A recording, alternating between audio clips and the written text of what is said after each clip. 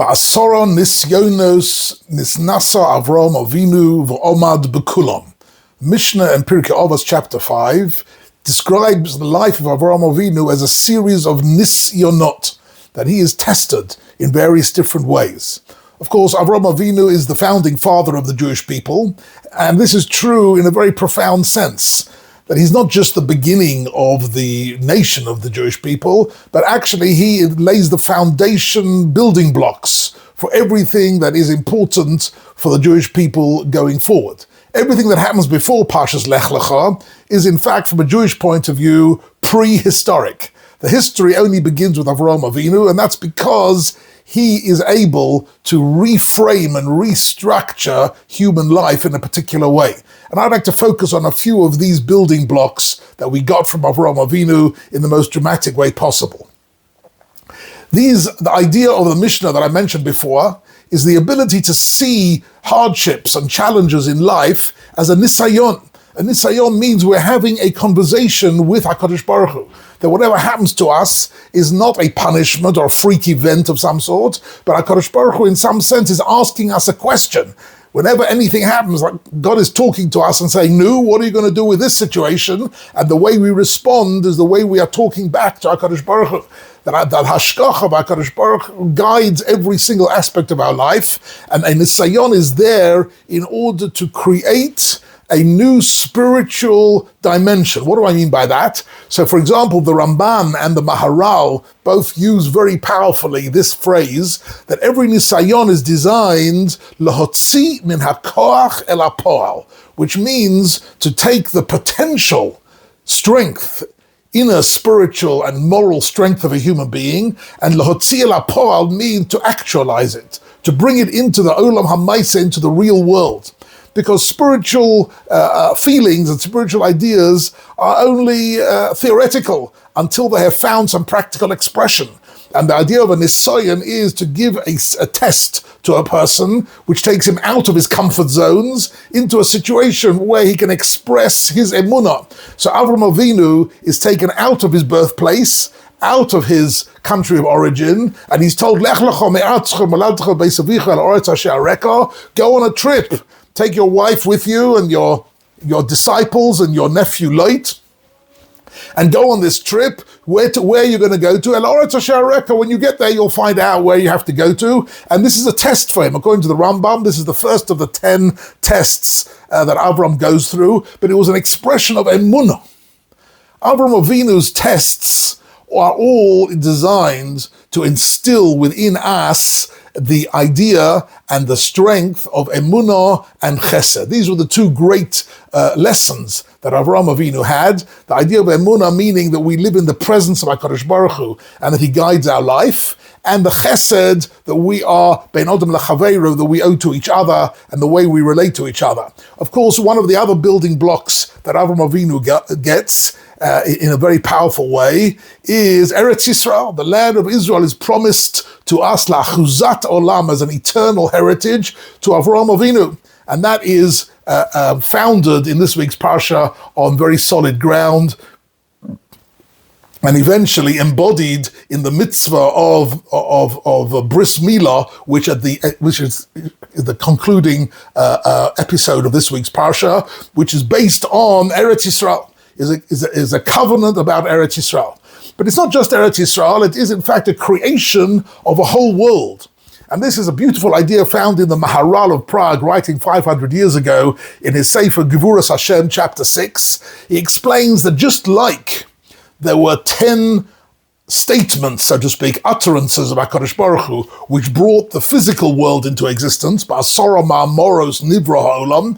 There were 10 utterances. Vayom Elokim yihi or, Vayom Elokim tadsheh oretz deshe, Vayom Elokim naseh odon. There were 10 statements of HaKadosh Baruch Hu. Similarly, there were 10 tests of Avraham Avinu. Why? Because Avram is creating a new world. He's creating a new spiritual world which has got new ground rules. Right? And these ground rules are really the foundations of Am Yisrael going forward. And this is a beautiful way of understanding what these Nisyonot were there to do. They were there to in some way shape the future and all the future generations to learn, to study and to understand what Avraham Avinu went through and what all our ancestors went through in order to strengthen our understanding of a Nisayon and the way we are able to deal with it. And this is really a very powerful, formative idea. And in terms of CBT, right, the cognitive behavioral therapy, if you frame your experience in a different way, you're able to handle it quite differently. And throughout history, the Jewish people have gone through terrible ordeals, but they've seen everything as the hand of HaKadosh Baruch Hu giving us nisyonot, giving us tests in order to strengthen us, in order to bring out our inner spiritual being, min hakoyach el hapoal, from the abstract into the real world, and that is at the heart of Parshas Lech-Lecha. Another very important element is in Parshas Lech-Lecha, and that is there will always be in every generation people who abandon Judaism.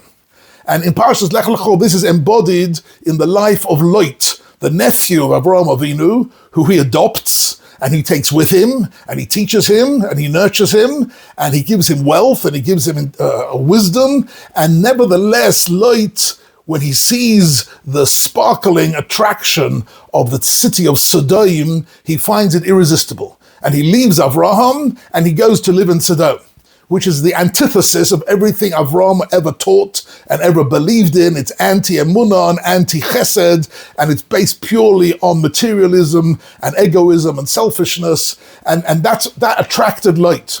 And yet we find that in the middle of Parshas Lech-Lecha, Avraham Avinu risks his life and the life of his whole family in order to fight a battle where he's heavily outnumbered, in order to capture Lot and redeem him from his being a hostage, right, in a war situation.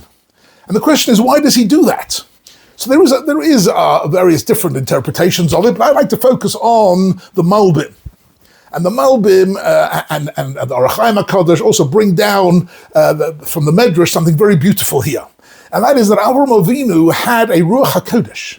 He had a type of prophetic insight into the future. And he saw in Lot something which other people couldn't see.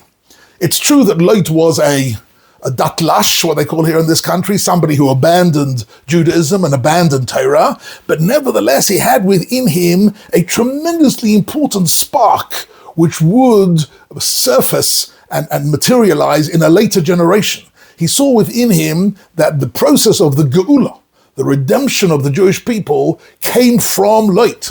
That Lot is the ancestor of the nation of Moab, who gave birth to Rus HaMoaviyah, who was the ancestress of David HaMelech. And the David HaMelech would be the Melech Yisrael and ultimately the Mashiach, and that would come through Lot. So here he was. This is a great paradox, and maybe a tremendous mussar for us, how to look at people who may be in the here and now are what we call chilonim, right? They've abandoned Jewish life. They're not observant. Nevertheless, as part of Klal Yisrael, they have within them the power to bring the Geula in a very real sense. And I think this is another foundational idea that Avraham Avinu was teaching us in Parshas Lech-Lecha, and that is, along with his emunah and his chesed, he understands that the elements of bringing everybody in order to see them, as Rav Kook writes, to see every individual of Klal Yisrael as a partner in the process of building Am Yisrael and bringing the Geula,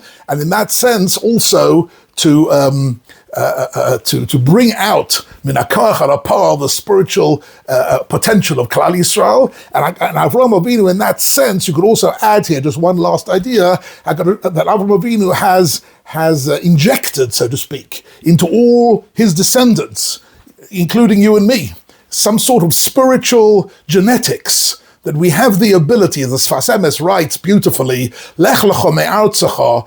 Avraham Avinu didn't just make the journey, but he did it in such a way that he embedded within all of us, genetically, the willingness and the ability to come to Eretz Yisrael, to come to the land of Israel, to give up a lot, to sacrifice a lot in order to build up the land of Israel and to build up Am Yisrael. And that, combined with the emunah and the chesed and the land of Israel together was the formula which Avraham Avinu used